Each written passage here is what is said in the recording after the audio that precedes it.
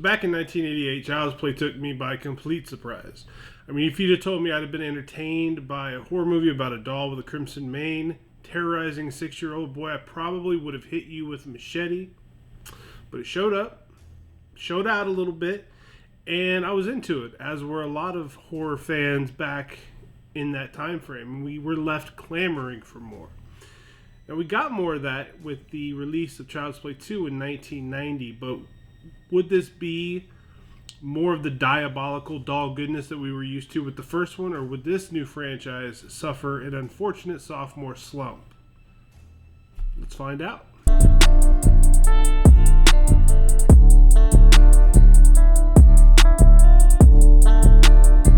So these guys gave us opening credits that made it feel like a Universal monster film from way back in the day, and I really dug that.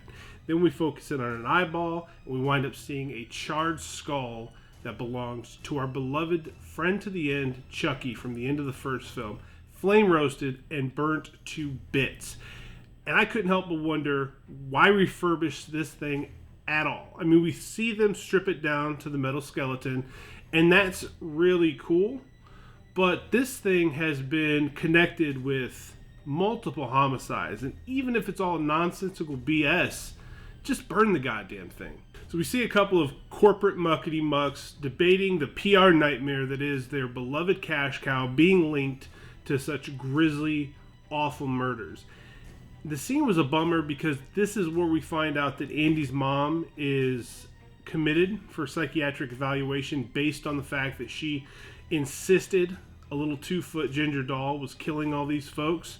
This told me we weren't getting any Catherine Hicks in this follow-up movie, and that was a real kick to the good guys because she was so stellar as Andy's mom in the first one. And I read somewhere it was a budget thing, but guys, you made $1 jillion off the first Child's Play. Break this woman off a check. Surprise, surprise, there is an accident when the techs try to install a new set of eyes in our Charles Lee Ray avatar. 2 of them wind up being electrocuted by it. Then, the owner of the company tells his minion to deal with the doll. Now, instead of throwing this doll away, he tosses it into the back seat of his car. He throws the murder doll into the back seat of his car. Makes total sense. So then we jet on over to the sad stuff, and luckily we get our guy Alex Vincent back as Andy, but we see him in a group home of some sort while he's being interviewed by a guy that really doesn't look like he should be around kids at all. And in the next room, a couple named Phil and Joanne are in discussions to foster Andy in their home. So we're 10 minutes into this movie, and I'm already extremely pissed off at the direction they're taking. And just like they're ordering a pizza, the couple leave with Andy in tow, and even though Joanne is very sweet and she's very mothering, she's also the smoking hot nurse from An American Werewolf in London, I might add. But the guy, Phil, comes off like a prick no matter what kind of smile he's wearing.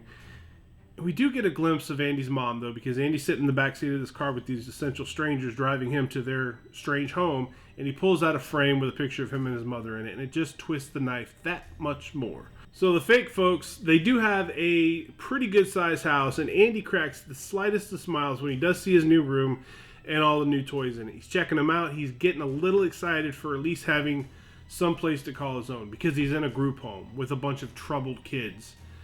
So this is better than that. Gets to his closet, he's investigating, sees a skateboard up there, he reaches for it at the very top of the closet. His skateboard flips over and a good guy doll falls down on top of Andy. Nice job, parents, you really did your research on that one. Last thing the kid wants to see, by the way.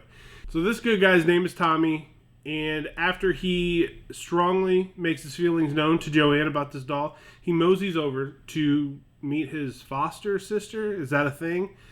Her name's Kyle, and she seems fine. Bit of stereotypical loner, kind of what doesn't kill me makes me smoke more Marlboros type of girl. But I really felt like Andy knew he needed to find somebody to lean on, and he didn't seem to get that sense from the mom figure and the dad figure. So here's Kyle. Why not try it with Kyle? This entire time, the nerdy guy is letting Chucky ride in the backseat of his car, all before Chucky decides to wake up and hijack that shit. Makes the guy drive to Andy's new home, and then for his troubles, he gets suffocated with a bag. Now, this guy's a throwaway character, obviously, but he serves a purpose. He gets our bad guy from point A to point B. Chucky sneaks into the house and he's startled to meet Tommy the good guy doll as soon as he gets inside, right? But he makes short work of him, buries him in the backyard, and I kind of thought, the first time I saw it, to be perfectly honest with you, I thought, how cool would it have been if he'd have showed up, seen this good guy doll, and then come to find out that the good guy doll that he runs into named Tommy is also inhabited by somebody's spirit. It's a stretch, I know, but I'm a dork when it comes to mashups. Freddy vs. Jason, I was there opening day twice. Godzilla vs. Kong, I was there for that. Chucky versus somebody would have been neat. Having assumed Tommy's identity at this point, Chucky waits one whole night before trying to medulla oblongata Andy and gets interrupted by Kyle, who's sneaking back inside the house. Now, naturally, the Foster folks storm in, want to know what the hell's going on. The strikes start piling up against Andy. Phil throws Chucky down to the basement, which I kind of dug.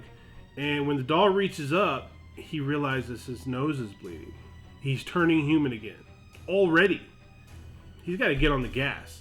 A recurring theme here is how bad you feel for Andy, because not only is Chucky back in his life, but he's got to start school at a new place the very next morning. Gets on the school bus, kids are throwing wadded up pieces of paper at him. One kid even shoves him before Andy's able to settle into the back and just slump down. Now, then we see Chucky right after that, hitching a ride on the bus.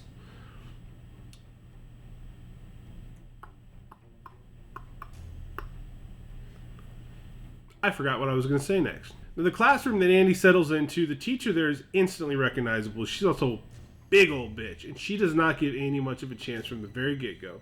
Now, it didn't help that Chucky wrote a nasty note to her on one of Andy's papers, but I feel like she could have handled that better, and I did kind of dig the fact she was reading Pinocchio to the class, considering the movie that we find ourselves in. It's fairly appropriate. But in a scary scene, Chucky ends up getting locked into a closet, tricks the teacher into opening the closet back up, and then beats her to death with a ruler. Something, though, at this point, I feel like something's really, really missing from the film.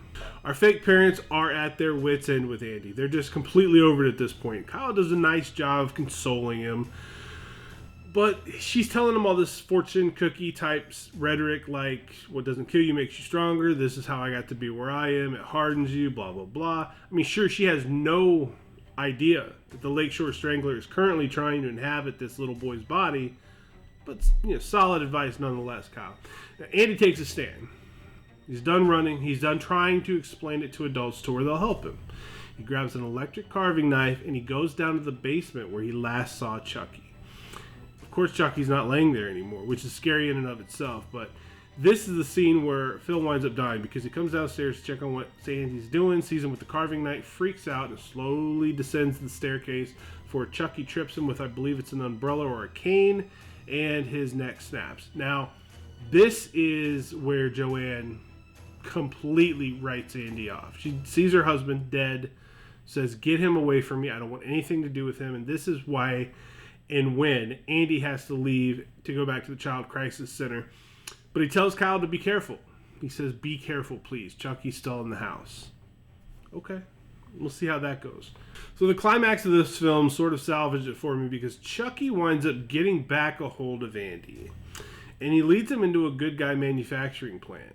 And actually completes the ceremony right as Kyle's showing up to help. But guess what? Doesn't work. He's human now. He's human inside this doll, and he is fired up and pissed off about it. Now, Kyle gets a hold of Andy. They wind up making their way through this maze of good guy dolls, which is a pretty cool visual. And it was cool to see the machines putting all these little creepy gingers together. I thought it was kind of a neat thing to see the process. And this last act is the most entertaining part of the movie. And I've seen bad guys take some serious ass whooping in horror films, but I have never seen anything that measures up to what Chucky went through in this factory. Gets his hand trapped, and he winds up having to pull it free from his body. Now, keep in mind, he's human. So he's got blood spurting all over the place. He's just an absolute mess. Because he's got a stump now, he decides he's just going to pull the handle off of the knife he's carrying around and just shove the handle or the blunt end of the knife into his stump and wrap it up with some tape. And that's his new weapon. Looked excruciating. Gets his legs cut off at one point. all before having hot rubber poured all over him. And then he gets an air hose shoved into his mouth and he gets blown to bits. Gives us a couple jump scares because that's what Chucky does. But by the time he gets that air hose shoved down his throat, it's history. Meh. I like this movie. I give it a 6.5 out of 10. I'll say it ages gracefully because even though it's inferior to the first one in every single way that it can be, it continues to build out on the framework of the franchise. And it leaves us being okay with more. I wanted to see what happened next. And I feel like if it just left me with the first 2/3 of the movie, I probably wouldn't have cared what came next. You know, characters were weak compared to the first, though. Stands out tremendously. There's not a mothering.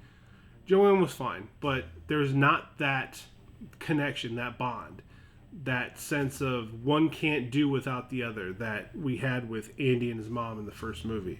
And we didn't have our vampire detective in this film at all. I don't know what happened with him.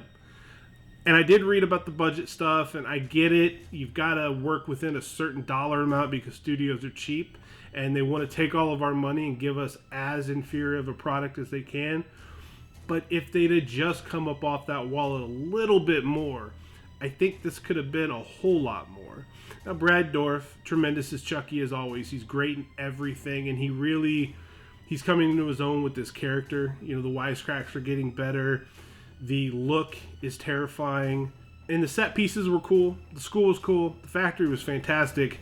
It just wasn't what the first one was. And to be fair to the movie, follow-ups are usually lesser versions of the first thing we got.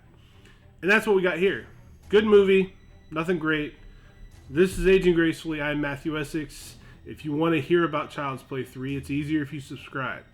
It'll notify you when I put out more of my stuff. And you can sit with me and you can talk about it and you can tell me I'm right, you can tell me I'm wrong.